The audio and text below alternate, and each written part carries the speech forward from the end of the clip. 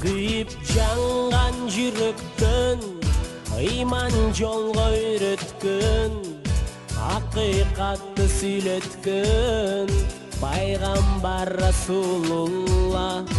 Тура жолду баштадың, артка кадам баспадың, Алланы айтып мактадың, Мухаммед Расулулла.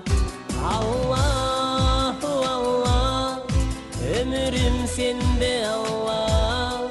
Allahu Allah, la ilahe illallah.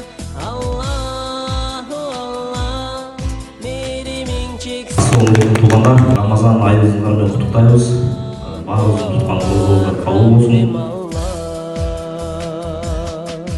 Salamım sana ya Resulallah, yüzün vurmağa ya Resulallah.